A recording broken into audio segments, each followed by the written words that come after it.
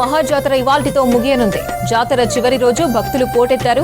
సాయంత్రం వరకు గద్దెలపై అమ్మవార్లు దర్శనమివ్వనున్నారు.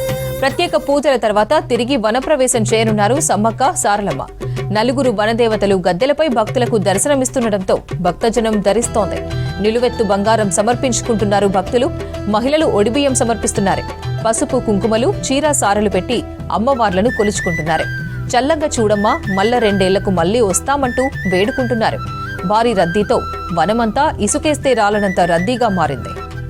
3 రోజులుగా జాతరలో పాల్గొన్న జనం మొక్కులు చెల్లించుకుని తిరుగు ప్రయాణమయ్యారు. వనం వీడి జనాల మధ్యకొచ్చిన సమ్మక్క సారలమ్మ, పగిడిద్దరాజు, గోవిందరాజులు ఇవాళ సాయంత్రం తిరిగి వనప్రవేశం చేయడంతో మేడారం మహాజాతర వైభవంగా ముగియనుంది. మేడారం మహాజాతర ఇవాల్టితో ముగియనుంది. జాతర చివరి రోజు భక్తులు పోటెత్తారు. సాయంత్రం వరకు గద్దెలపై అమ్మవార్లు దర్శనమివ్వనున్నారు. ప్రత్యేక పూజల తర్వాత తిరిగి వనప్రవేశం చేయనున్నారు సమ్మక్క సారలమ్మ. నలుగురు వనదేవతలు గద్దెలపై భక్తులకు దర్శనమిస్తుండటంతో భక్తజనం తరిస్తోంది. నిలువెత్తు బంగారం సమర్పించుకుంటున్నారు భక్తులు. మహిళలు ఒడిబియ్యం సమర్పిస్తున్నారు. పసుపు కుంకుమలు చీర సారలు పెట్టి అమ్మవార్లను కొలుచుకుంటున్నారు. చల్లంగా చూడమ్మా, మల్ల 2 ఏళ్లకు మళ్లీ వస్తామంటూ వేడుకుంటున్నారు. భారీ రద్దీతో వనమంతా ఇసుకేస్తే రాలనంత రద్దీగా మారింది. 3 రోజులుగా జాతరలో పాల్గొన్న జనం మొక్కులు చెల్లించుకుని తిరుగు ప్రయాణమయ్యారు. వనం వీడి జనాల మధ్యకొచ్చిన సమ్మక్క సారలమ్మ, పగిడిద్దరాజు, గోవిందరాజులు ఇవాళ సాయంత్రం తిరిగి వనప్రవేశం చేయడంతో మేడారం మహాజాతర వైభవంగా ముగియనుంది. మేడారం రష్ ట్రాఫిక్ పై మరిన్ని డీటెయిల్స్ కృష్ణమోహన్ లైవ్ లో అందిస్తారు. కృష్ణమోహన్, ట్రాఫిక్ ఎలా ఉంది మేడారంలో?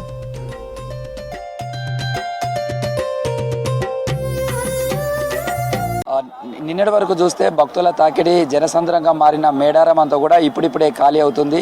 అమ్మవార్లను దర్శనం చేసుకున్నటువంటి భక్తులంతా కూడా తిరిగి తమ ఊర్లకు ప్రయాణం అవుతున్నారు. దీంతో మేడారం చుట్టూ 50 కిలోమీటర్ల వరకు కూడా మేడారంకు వచ్చే వెహికల్స్, అదేవిధంగా తిరుగుముఖం పడుతున్నటువంటి వెహికల్స్ తోటైతే రద్దీగా మారిందని చెప్పొచ్చు. ప్రధానంగా మేడారం నుంచి తాడ్వాయి మీదుగా ఇటు హైదరాబాద్కు వెళ్ళే, వరంగల్ టు హైదరాబాద్ వెళ్ళే రూట్ కావచ్చు, అదేవిధంగా ఇటు పస్రా వైపు అంటే నార్లాపూర్ వైపు నుంచి జంపనవాగు, నార్లాపూర్ నుంచి పస్రా వైపు వెళ్ళేటువంటి ఈ 2 దారులలో ప్రధానమైనటువంటి వేస్గా మేడారంకు చెప్పచ్చు. ఈ 2 చోట్ల కూడా పూర్తిగా ట్రాఫిక్ అయితే చాలా స్లోగా ఉంది.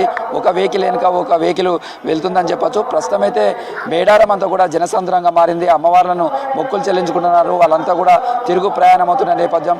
సేమ్ టైంలో చాలామంది భక్తులు ఆర్టీసీ బస్సులలోనే వస్తుంటారు.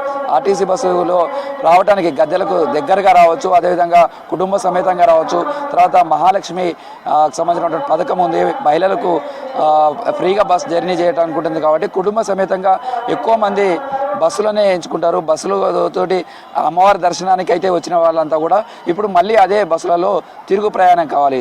ఒకేసారి ఫ్లోటింగ్ భక్తులంతా కూడా రావడం, తర్వాత నిన్న మొన్న విడిది చేసిన వాళ్ళంతా కూడా ఒక్కసారే బస్టాండ్కు చేరుకుంటున్నారు. దీంతో బస్సుల దగ్గర రద్దీగా ఉంది. సేమ్ టైంలో ఇలా ఎక్కించుకున్నటువంటి భక్తులను కావచ్చు, వాళ్ళని తీసుకువెళ్తున్న సమయంలో ఇటు మేడారం నుంచి తాడ్వాయి వెళ్ళే రూట్ ఇదంతా కూడా ఆర్టీసీకి సంబంధించినటువంటి 1 వేగా చూస్తాం. ఈ 1 వే నుంచి ఆర్టీసీ బస్సులన్నీ కూడా రావడం కానీ వెళ్ళటం కానీ జరుగుతాయి.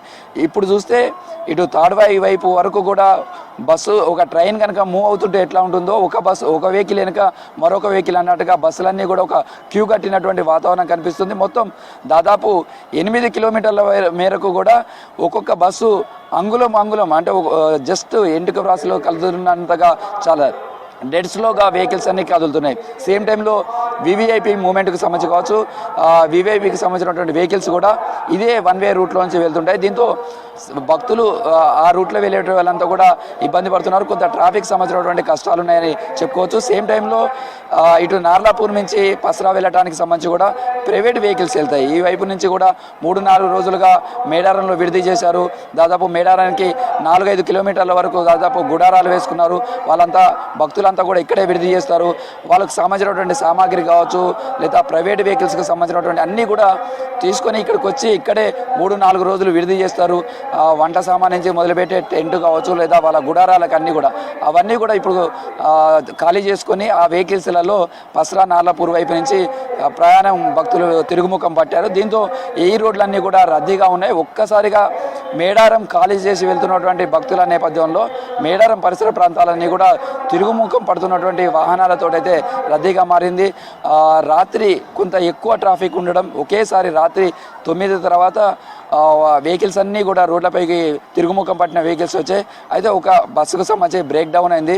దీంతో ఆ వెనుక్కున్నటువంటి వెహికల్స్ అన్నీ కూడా ఆగిపోయాయి. దాదాపుగా 8 కిలోమీటర్ల వేరే వరకు ఎక్కడి బస్సులు అక్కడ నిలిచిపోవడంతో దాదాపు గంటల కొద్దీ ఆ వెహికల్స్ని క్లియర్ చేయడానికి పోలీసు ఇబ్బందులు పడ్డారని చెప్పొచ్చు. ఎందుకంటే వెహికల్స్కి సంబంధించిన బ్రేక్ డౌన్ అయినటువంటి బస్సును పక్కకు జరపడం, తర్వాత రెండు వైపుల నుంచి ఓవైపు ఇవాళ అమ్మవారి వనప్రవేశం కాబట్టి ఇవాళ క్రౌడ్ చాలా తక్కువ ఉంటుంది అని చాలామంది ప్లాన్ చేసుకుంటారు వచ్చేవాళ్ళు. వాళ్ళకు సంబంధించినటువంటి వస్తున్నటువంటి వెహికల్స్, సేమ్ టైంలో తిరుగుముఖం పడుతున్నటువంటి వెహికల్స్, ఈ రెండింటిని కోఆర్డినేట్ చేసి ట్రాఫిక్ సంబంధించినటువంటి క్లియర్ చేయడానికి చాలా సమయం పట్టింది. మొత్తంగా మేడారం అంతా కూడా ఇప్పుడు తిరుగుముఖం పడుతున్నటువంటి దృశ్యాలే కనిపిస్తున్నాయి. అపర్ణ.